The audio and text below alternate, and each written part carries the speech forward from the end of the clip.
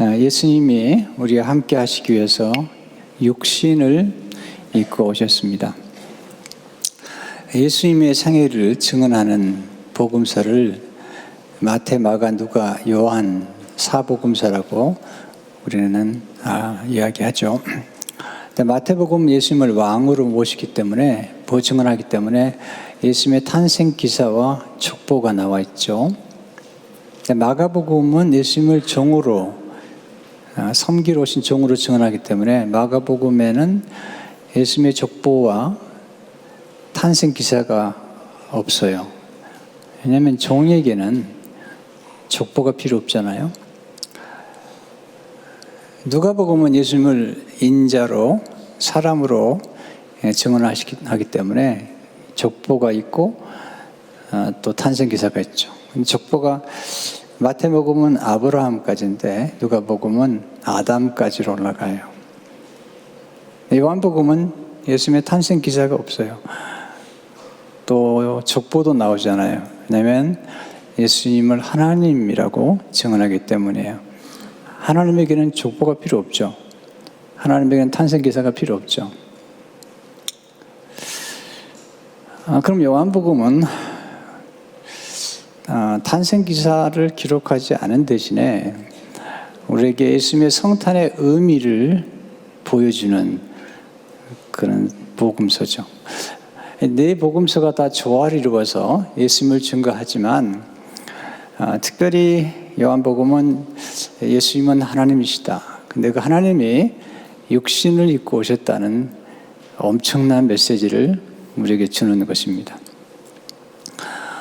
특별히 오늘은 14절의 말씀을 중심으로 말씀을 나누려고 합니다. 한번 같이 읽어보겠습니다. 시작. 말씀이 육신이 되어 우리 가운데 거하심에 우리가 그 영광을 보니 아버지의 독생자의 영광이요 은혜와 진리가 충만하더라. 먼저 이 말씀을 통해서 우리가 알아야 될 사실은 예수님 육신이 입고 오셨지만 예수님은 하나님이시라는 사실이죠. 첫째, 예수님은 말씀으로 천지를 창조하신 하나님이십니다.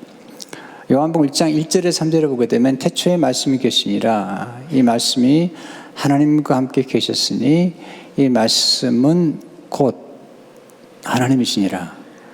그러니까 태초에 하나님과 함께 계셨고 만물이 그로 말미암아 지은 바 되었으니 지은 것이 하나도 그가 없이는 된 것이 없느니라. 예수님은 하나님이시다. 네, 말씀으로 천지를 창조하셨어요. 히브리 11장 3절을 보게 되면 믿음으로 모든 세계가 하나님의 말씀으로 지어진 줄을 우리가 아나니 보이는 것은 나타나는 것으로 말미암아 된 것이 아니니라. 하나님의 아들 예수님은 창조주시다. 그리고 말씀으로 천지를 창조하셨어요. 근데 태초에 말씀이 계셨죠. 근데 말씀이 있기 전에 생각이 있었죠. 왜냐하면 생각이 말씀으로 나왔기 때문에. 그래서 하나님께서 우리를 하나님 형상을 따라 지으셨기 때문에 우리의 생각과 우리의 언어가 굉장히 중요해요. 부정적인 생각을 하게 되면 부정적인 말을 하게 되고 부정적인 환경을 만들어내는 거예요. 그러나 긍정적인 생각, 믿음의 생각을 하고 또 하나님이 주시는 꿈을 꾸고 그것을 말하게 되면 그런 환경들이 만들어져 가는 거예요. 이것은 원리예요. 하나님이 모든 만물을 창조하시고 다스리시고 우리 생애를 만들어가는 원리예요. 원리. 중요한 것은 왜 예수님이 하나님이신데 꼭 몸을 입고 오셔야 되는가? 두 번째, 예수님 몸으로 우리를 구속하신 하나님이시죠. 14절에 보면 말씀이 육신이 되어 그랬어요. 육체가 되셨어요. 왜 육신을 입으셔야 될까요? 첫째로 예수님이 육신을 오신 것은 애언의 성취예요. 하나님 아버지께서 첫 번째 아담의 범죄 후에 사탄에게 장차 오실 메시아에 대해서 말씀하실 때 여자의 후손 가운데 올 것이다. 이것을 신학적으로 원복음이라고 그래요. 복음의 원복음.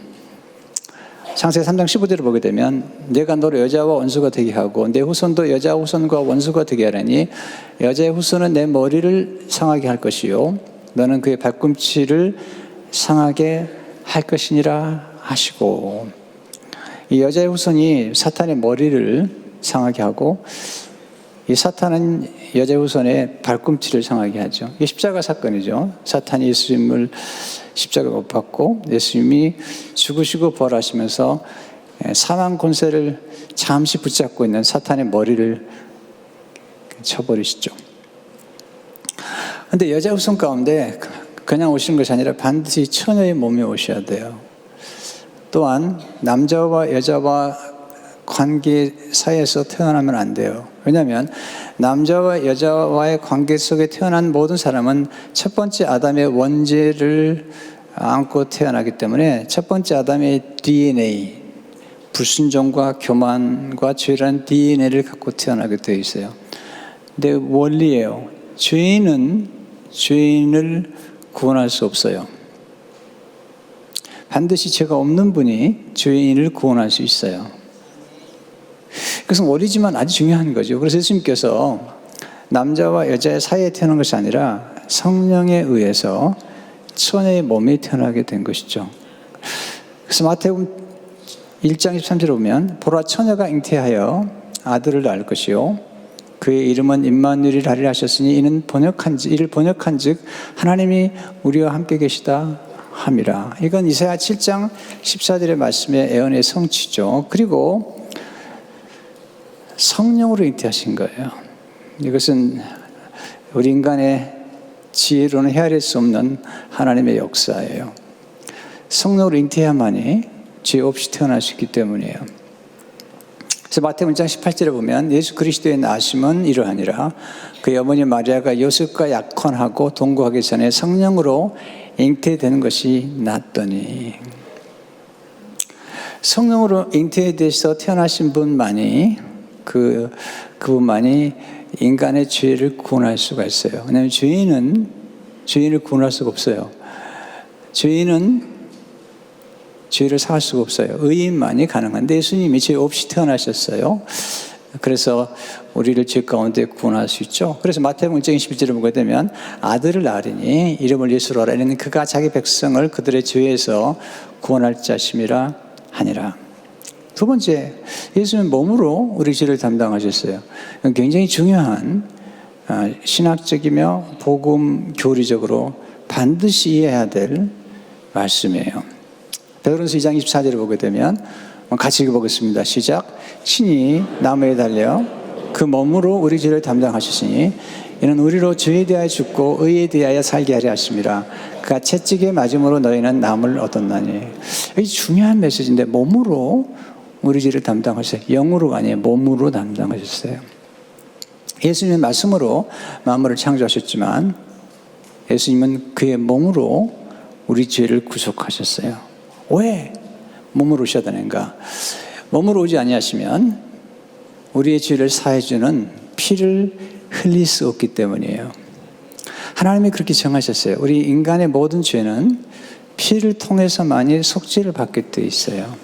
그런데 영은 피를 흘릴 수가 없어요. 예수님이 몸으로 오셔서 피를 흘려주심으로 우리가 죄를 속함받게 되는데, 예수님이 십자가의 그 구속의 비밀을 레위기 17장 11절에 이렇게 얘기하고 있어요. 육체의 생명은 피에 있음이라 내가 이 피를 너에게 주어 제단에 뿌려 너희의 생명을 위하여 속죄하게 하였나니 생명이 피에 있으므로 피가 죄를 속하느니라. 그래서 중요한 메시지가 있는데요. 이걸 놓치면 안 돼요. 내가 이 피를 너에게 주어. 내가 하나님이 피를 주어서 우리 죄를 속죄하는 거야. 모든 피의 주인은 하나님이세요. 특별히 구약에는 하나님 앞에 희생 제물을 드렸는데, 희생 제물을 드렸다는 것은 헌물을 의미해요. 헌물이라는 것은 하나님께 바쳐진 거예요. 하나님 거예요. 하나님께서 그 피를 우리에게 주셔서, 구약 성도를 주셔서 그 죄를 속하다라는 뜻은 원래 덮다는 뜻이에요. 구약의 성도들의 죄는 용서는 받았지만 죄가 덮어졌을 뿐인데 죄가 완전히 없어지지 않았어요. 근데 신약에서 예수님 하나님께서 하나님의 아버지께서 독생하신 하나님의 아들, 곧 하나님의 피를 우리에게 주셔서 우리를 영원히 속죄할 수 있도록, 속죄받을 수 있도록 길을 열어주신 거예요. 그래서 예수님의 피만이 우리의 죄를 덮어줄 뿐만 아니라 우리 죄를 완전히 없이 할 수 있는 그 능력을 가지고 있는 것입니다. 그래서 요한은 이걸 아주 강조하는데요. 예수님이 육신에 오신 것과 함께 예수님이 어린 양으로 오셨다는 거예요. 어린 양이라는 말은 희생제물이라는 뜻이에요. 희생제물은 눈에 보이는 거예요. 구약에는 황소나 염소나 양이 희생제물이 됐는데 이것을 가리켜서 어린 양이라고 우리가 총칭하는 거예요. 어린 양이란 말은 희생제물을 가리켜 하는 말이죠. 희생제물은 반드시 피 흘리기에 존재하는 거죠. 그래서 요한복음 1장 29절에 보면 이튿날 요한이 예수께서 자기에게 나오시는 보고 이르되 보라 세상 죄를 지고 가는 하나님의 어린 양이로다. 왜 어린 양으로 오셨냐면 피를 흘려주시기 위해서 오신 거죠. 구약의 짐승의 피도 하나님께 드려졌다가 뿌려지면 굉장히 능력이 있죠. 죄를 덮을 수 있으니. 그러나 예수님의 피는 하나님의 아들의 피예요. 그렇기 때문에 비교할 수가 없는 거죠. 전 인류를 구원할 수 있는 능력이 있죠. 그래서 히브리서 9장 12절 14절에 보면 염소와 송아지의 피로 하지 아니하고 오직 자기의 피로 영원한 속죄를 이루사 단번에 성소에 들어가셨느니라. 염소와 황소의 피와 및 암송아지의 죄를 부정한 자에게 뿌려 그 육체를 정결하게 하여 거룩하게 하거든 하물며 영원하신 성령을 말미암아 흠없는 자기를 하나님께 드린 그리스도의 피가 어찌 너희 양심을 죽은 행실에서 깨끗하게 하고 살아계신 하나님을 섬기게 하지 못하겠느냐. 이 피는 우리를 깨끗하게 할 뿐만 아니라 우리를 하나님을 섬길 수 있도록 도와주는 것입니다.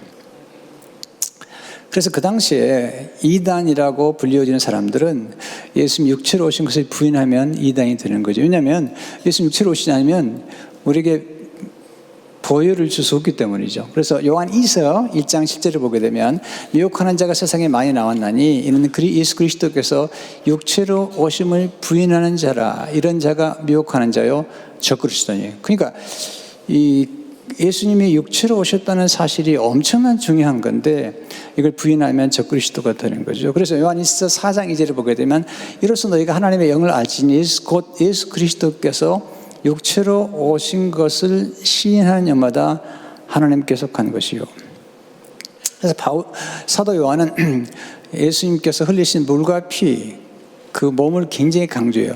예수님의 살, 예수님 흘리신 물, 흘리신 피를 강조하죠. 요한일서 5장 1절에 보면 예수님을 증거하는데 이는 물과 피로 임하신 이시니 곧 예수 그리스도시라. 물만 아니요 물과 피로 임하셨고 증언하는 이는 성령이시니 성령은 진리니라.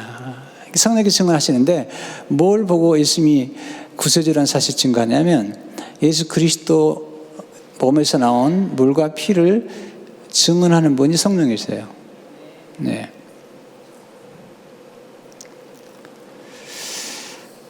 세 번째, 예수님은 육신을 입고 우리 가운데 거하신 하나님의 영광이라는 것입니다. 자, 요한복음 1장 14절 말씀 한번 다 같이 다시 한번 읽겠습니다. 시작. 말씀이 육신이 되어 우리 가운데 거하심에 우리가 그 영광을 보니 아버지의 독생자의 영광이요 은혜와 진리가 충만하더라. 이렇게 영광이 두 번 나오는데 모세가 하나님께 영광을 보여달라고 그러죠. 하나님 말씀하시죠. 영광을 보면 죽는다. 하나님의 얼굴을 보면 죽는 거예요. 그 밖에서는요. 하나님의 임재를 보면 죽는 거예요. 네. 하나님께서 그 영광을 어디에 감춰놨냐면 성막이 있는데요. 성막 성전이 있는데 거기에 성소가 있고 지성소가 있죠. 이 지성소 안에 가장 은밀한 곳이죠. Holy of Holies, 가장 거룩한 곳에 은혜의 보좌가 있고 바로 거기에 하나님의 영광이 구름으로 임하셔서 자기 영광을 감추시는 거예요.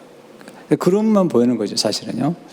근데 그 영광을 신약에서 하나님 아버지께서 예수 그리스도를 통해서 보여주신 거예요. 우리는 굉장히 복을 받은 사람들이죠. 왜냐하면 그 영광을 보기 때문이죠. 그래서 중요한 질문이 있죠. 왜 예수님께서 하나님이신데 우리가 똑같이 몸을 입고 오셔야만 했는가? 첫째, 예수님은 성육신을 통해서 우리를 위로해 주시고 상담해 주시기 위해서예요. 예수님이 친히 육신을 입고 오심으로 연약한 육신을 입은 우리들의 고통과 아픔과 상처와 눈물과 애환과 갈등과 질병과 가난과 섭섭함과 억울함과 괴로움과 계속할까요? 이런 것들을 아시기 위해서 오신 거예요. 우리가 누군가를 위로하려면 우리가 그런 경험을 해봐야 돼요. 우리가 누군가를 정말 상담하려면 우리가 그 자리에 있어 봐야 돼요. 주님이 그렇게 하시러 오신 거예요. 히브리 4장 15절을 보게 되면 우리에게 있는 대지상은 우리 연약함을 동정하지 못하실 리가 아니요 모든 일에 우리와 똑같이 시험을 받으신 이로되 죄는 없으시니라. 연약함을 동정해 주신 분이죠. 왜냐하면 우리와 똑같이 시험, 여러 가지 유혹과 시련을 다 겪은 까닭이죠. 틴킬러 목사님이 갑상선 암에 걸리셨어요. 그래서 암에 걸리면서 이제 사모님과 같이 매일 기도를 하기 시작하죠. 그러면서 그가 경험한 책이 기도라는 책이에요. 아주 좋은 책이에요. 근데 그분이 이제 다른 책에 보면 그런 얘기를 하죠. 본인이 갑상선 암에 걸린 후에 암 환자와 암 환자 가족들을 진정으로 위로하시게 되었다. 그동안에 위로했던 것과는 전혀 다른 차원에서 위로하게 되었다. 근데 예수님은 우리의 질고를 주셨어요. 질고라는 것이 우리의 고난과 가난과 질병들을 다 포함하는 거예요. 뿐만 아니라 예수님은 우리가 겪은 모든 고통들을 다 겪으셨어요. 우리가 가장 받은 상처 중 하나가 뭐죠? 거절당하는 것, 무시당하는 것, 멸시를 당하는 것, 또 오해를 받고 능욕을 당하는 것, 사람들이 욕하는 것을 듣는 것, 뺨을 맞는 것, 이거 참 고통스러운 거죠. 그 많은 것들을 경험하실 뿐만 아니라 우리 인생에서 우리가 겪을 수 있는 모든 경험들을 하셨기 때문에 가장 좋은 상담자가 되신 것이죠. 우리 인생에서 상담자가 필요해요. 여러분, 우리 인간은 완전하지 않아요.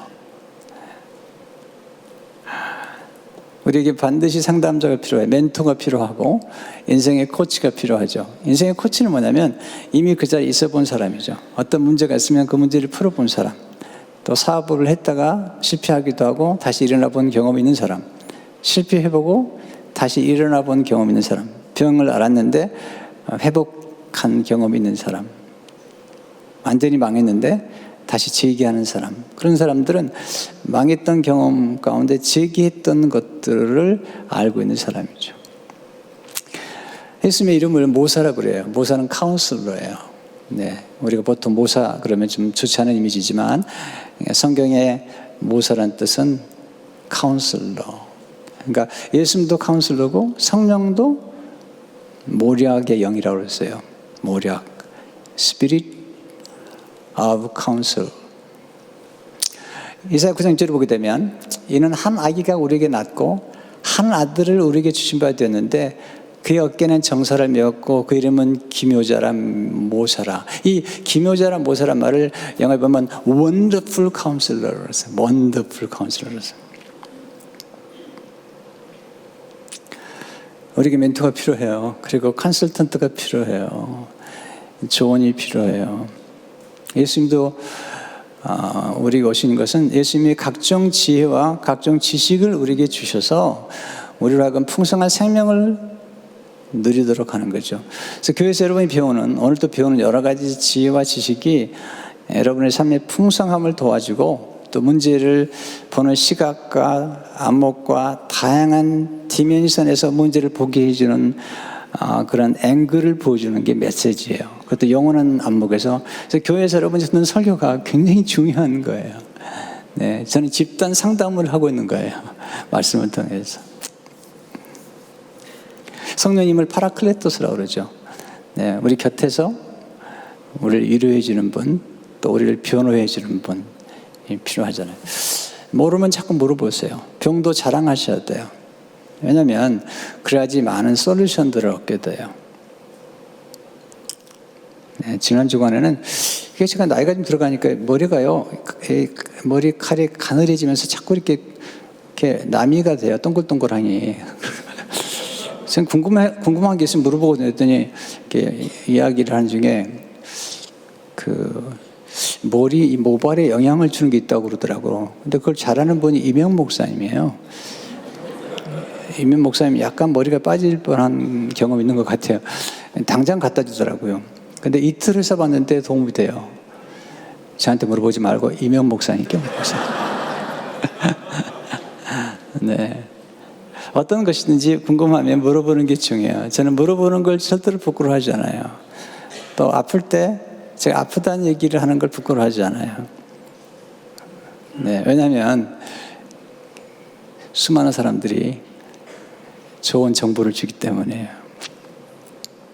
문제는 반드시 해결책이 있어요. 우리가 못 찾아서 그렇죠. 근데 예수님은 원더풀 카운셀러. 네. 우리 멘토가 되시는 거죠. 인생을 성공적으로 살았던 인물들은 간단합니다. 부정적인 사람들이 모이는 사람들은 결국 부정적인 일밖에 하지 않았어요. 그러나 제가 이번에 이제 1월달과 2월달 초까지 6주 동안에 요셉의 생애 말씀드리겠지만은 언제나 탁월한 인생을 살았던 사람들은 2-3명 내지는 10명 이런 스몰 그룹들이 긍정적인 성경적인 생각과 사고와 그런 언어들을 구사해가면서 좋은 목표를 위해서 변화에 적응하면서 어저스트 해가는 과정에서 함께 목표를 이루어가는 사람들, 이런 사람들이 인생을 놀랍게 풍성하게 만들어가는 거예요. 혼자 가지고 안 돼요. 그런 사람은 없어요. 네. 반드시 어떤 인물이 훌륭하다 그러면 반드시 그 배후에는 이런 스몰 그룹들이 있는 거죠. 제가 여기까지 오기까지는 좋은 멘토들이 저를 도와주셨거든요. 또 그 멘토들이 모인 그런 그룹들이 있어요. 네, 그룹들 때문에 제가 여기에 있는 거죠. 왜냐하면 하나님이 성부와 성자와 성령이세요. 이 하나님이 완벽한 조화와 완벽한 지혜를 가지고 창조와 구속 일을 이루어 가시는 거예요. 때문에 불화하면 좋지 않아요. 완벽한 조화와 그리고 거룩한 목표가 있을 때 놀라운 일이 전개가 되는 거예요. 또 예수님은 성령을 통해서 하나님 영광을 보여주셨죠. 14절을 다시 보시면요, 말씀 육신 우리 가운데 거하시며, 이게 우리 가운데 거하시다는 말이 굉장히 중요한 신학적인 의미가 있어요. 우리 가운데란 말이 원래 헬라어로는 스케너라는 뜻이에요. 이거 뭐냐면 장막을 치다는 뜻이에요. 성막을 치다, 타버나클드란 말이 옛날 영어 성경에 나오는데요. 여러분 구약에서 우리가 하나님을 만나고 영광을 보려면 반드시 성막으로 가야 돼요. 근데 성막은 이스라엘 백성들이 광야에서 행진할 때 그들이 하나님이 멈추는 곳에는 제일 중심의 센터에 성막이 세워지고 그 성막 주위에 네 지파가 이렇게 텐트를 치고 그 다음에 동서남북으로 이렇게 텐트를 이제 세 지파씩 쳐서 12지파가 치게 돼 있어요. 그래서 동쪽 문이 중요한 그쪽 문에 이제 유다 지파가 있는 거죠. 그래서 이스라엘 민족의 한 중심에 성전, 성막이 있었던 거예요. 곧 이스라엘 민족의 센터는 하나님이시죠. 지금도 마찬가지예요. 예수님은 우주의 센터뿐만 아니라 우리 삶의 중심의 센터예요. 또 지금은 그리스도의 몸이 교회이기 때문에 그리스도의 몸된 교회가 우리 삶의 센터가 되는 거죠. Jesus is the center. 예수님은 우리 삶의 중심이 될 뿐만 아니라 모든 것을 붙잡고 계시는 거예요. 성경에 보면 히브리서 보게 되면 말씀으로 천지를 창조하실 뿐만 아니라 예수님이 구속일을 하신 다음에 말씀으로 모든 만물을 붙잡고 계신다. 홀드란 말은 뭐냐면 섭리하시고 다스리시는 거예요. 그래서 레너드 스윗은 이렇게 얘기를 해요. 그리스도는 모든 만물보다 먼저 계시며 온 우주가 그분 안에 존재한다. 그분은 응집력, 또 모든 피조물을 끌어당겨서 결합시키는 인력이다. 그분은 우주가 돌아가는 축이자 우주를 결합시키는 접촉자다. 그리스도를 제거하면 우주 전체가 해체되며 우주를 연결시키는 설기가 떠지고 창조계의 바퀴도 떨어져 나간다. 근데 그래서 우주만 그런 게 아니라 우리 삶의 센터에 중심에 그리스도가 계실 때 가장 아름답고 조화를 이루고 가장 평강스러운 것을 경험하겠다는 거죠. 근데 예수님이 오신 다음에 이제는 눈에 보이는 성전이 성막이 사라졌어요. 근데 놀라운 건 성막에 가면 아주 꼭 필요한 두 가지가 있는데 하나는 제사장이죠. 예수님이 제사장으로 오신 거예요. 또 하나 희생 제물인데 성막에 가면 이제 필요 없어요. 왜냐하면 예수님이 희생 제물이 되셨기 때문에. 바로 그 영광이 지금 이 땅에 임한 거예요. 이게 성탄의 메시지의 가장 중요한 핵심적인 메시지인 거예요. 그리고 주님이 십자가에 죽으셨어요. 그리함으로 그 피 흘려주심으로 우리가 영생을 얻도록 십자가에 죽으시고 피 흘려주시고 물을 쏟아주시고 그리고 부활하시고 승천하시고 성령을 보내주신 이 놀라운 일들을 통해서 놀라운 영광을 보셨는데 예수님의 가장 놀라운 영광은 고난의 영광이면서 동시에 고난의 영광뿐만 아니라 사랑의 영광이요 용서의 영광인 거예요. 세 번째, 예수님 안에는 은혜와 진리가 충만한 거죠. 14절의 말씀 같이 보겠습니다. 시작. 말씀이 육신되어 우리 가운데 거하심에 우리가 그의 영광을 보니 아버지의 독생자의 영광이요 은혜와 진리가 충만하더라. 두 가지가 충만했는데 은혜와 진리가 은혜는 선물이에요. 은혜는 전혀 받을 자격이 없는 사람에게 하나님 주시는 구원의 선물이에요. 아니 모든 선물은 다 은혜로 주어지는 거예요. 우리 날마다 은혜를 누리고 있어요. 물, 햇볕, 공기. 근데 가장 중요한 건 구원이죠. 이 구원을 우리에게 주시는 거예요. 우리가 누군데? 죄인인데 구원을 주시고 우리를 의롭다 하시기 때문에 그 선물이에요. 좋은 소식은 우리 얘기가 아니에요. 예수님이 어떤 일을 하셨는가를 전해주는 스토리예요. 팀 켈러는 이렇게 얘기하죠. 예수님이 십자가를 지심으로 우리의 죄값을 치르셨다. 우리는 자신의 도덕적 노력에 의지하지 말고 그리스도께서 이루어주신 일을 신뢰한다. 그러면 하나님 우리를 용서하시고 받아주시며 우리 안에 성령을 보내 속속들이 새롭게 하신다. 이 위대한 구원은 선물로 온다. 그것을 받으려면 그것이 과분한 은혜임을 인정하는 길밖에 없다.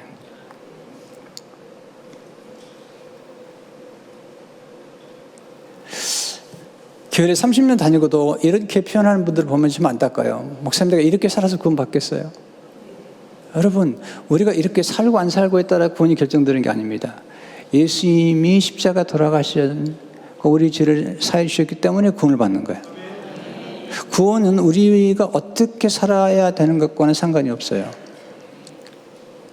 예수님이 어떻게 행하셨는가와 상관이 있는 거죠.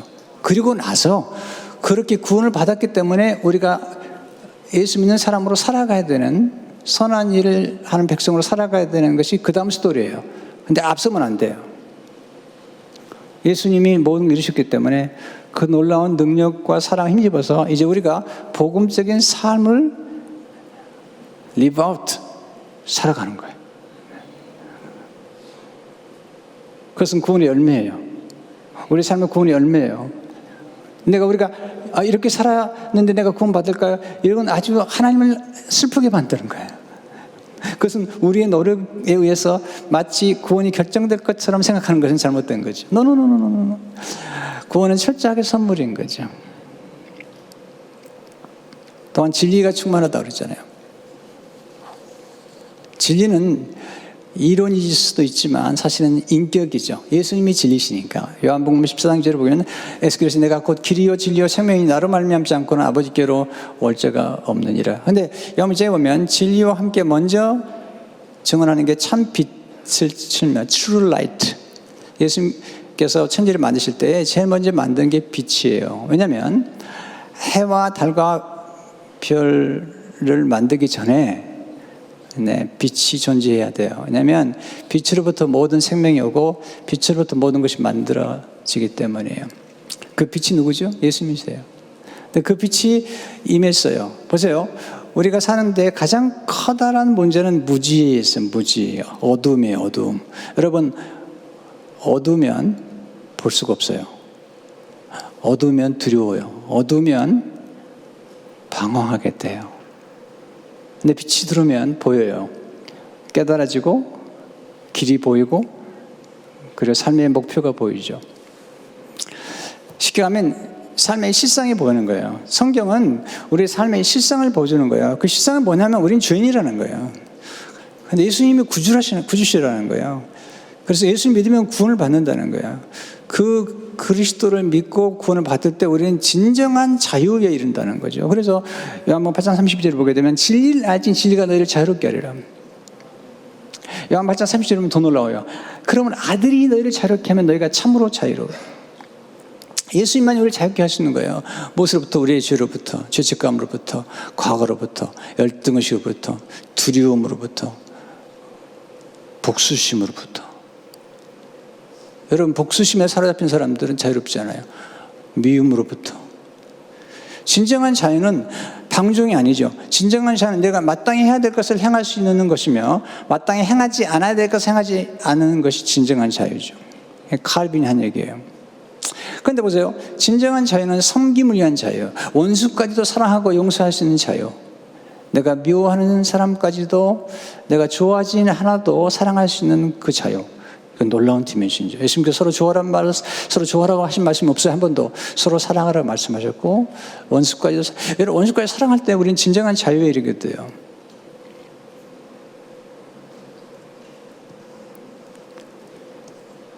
그래서 진리가 정말 좋은 거죠. 근데 충만이라는 단어가 참 놀라운데요. 이게 이제 오늘 시간이 없어서 이거 말씀 다 풀어드리지 못했지만 먼저 이 플레레스라고 하는 충만이라는 단어가 굉장히 놀라운데 이것은 가득 차다는 뿐만 아니라 영향을 주다는 뜻이에요.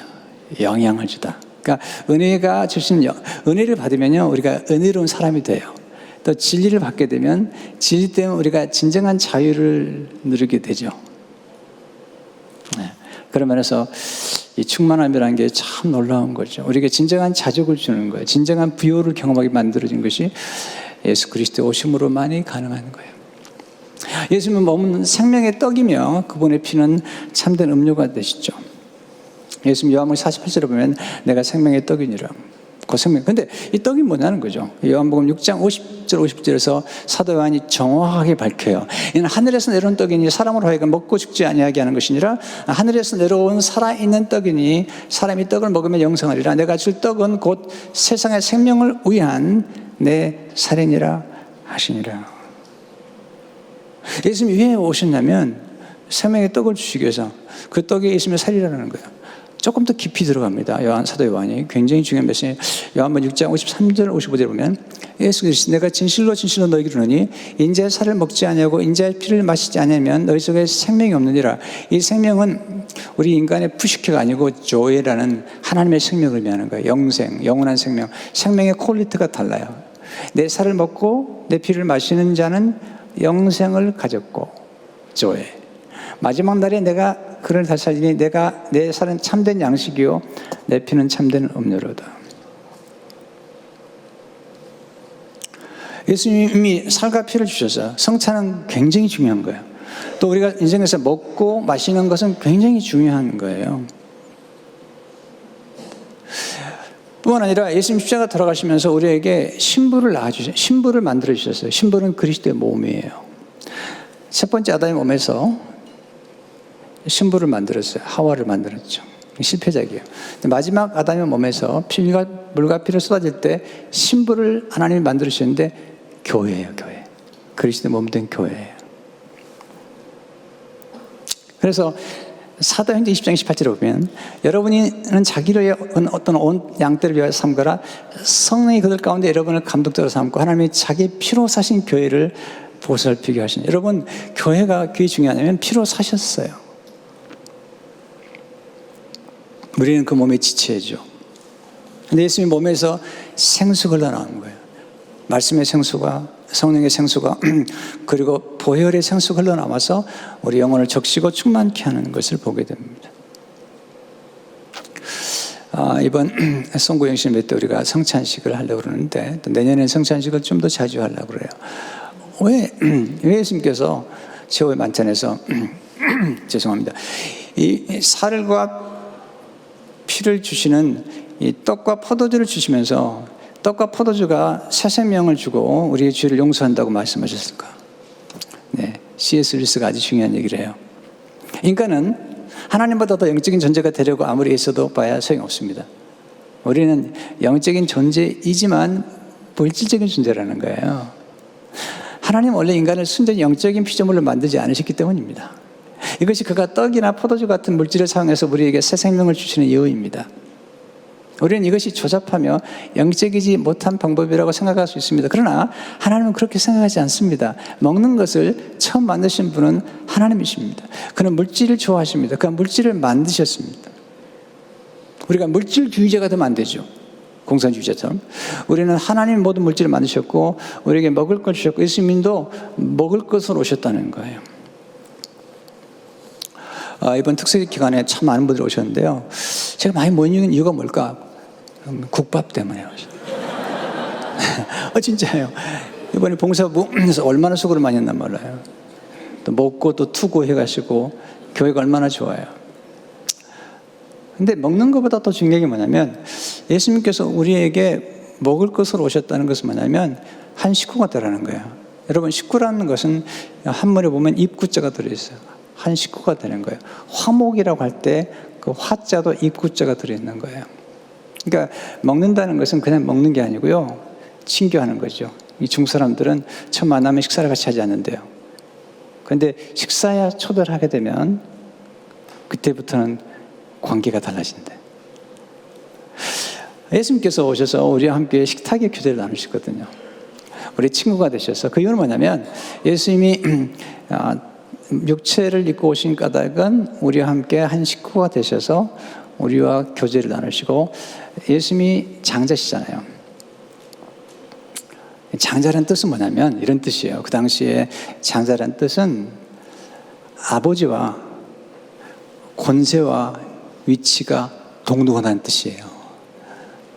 네, 하나님의 아버지와 아들이심은 같으세요. 그러나 위치는 그러나 이름은 다르고 또 어느 정도의 위치는 다르긴 하지만 그러나 그만큼 장자에게는 그런 권한이 주어진 거죠. 그 예수님 오셔서 우리를 구원하실 뿐만 아니라 우리를 장자로 만드셨어요. 이거 놀라운 거죠.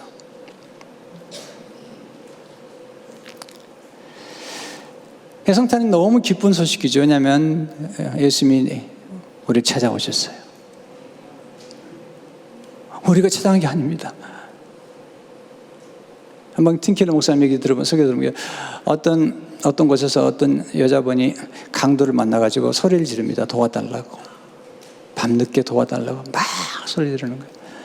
그랬더니 위층에 아파트에서 불이 쫙 켜지는 겁니다. 소리를 듣고. 근데 아무도 내려오지 않았습니다.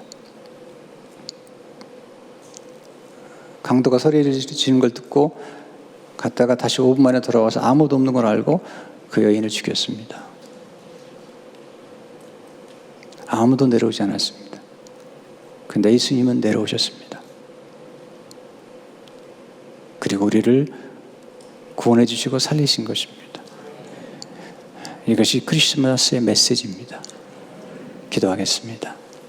고마우신 하나님, 친히 내려오셔서 우리를 구원하시는 은혜로우신 하나님, 아무도 우리를 돌아보지 않을 때 우리를 사랑하시고 우리를 축복하신 하나님, 이 성탄의 은혜가 우리 안에 풍성하도록 도와주시고 우리도 예수님처럼 우리 몸으로 산제사를 드리면 살아가는 우리 모두가 되도록 축복해 주옵소서. 예수 이름으로 기도합니다.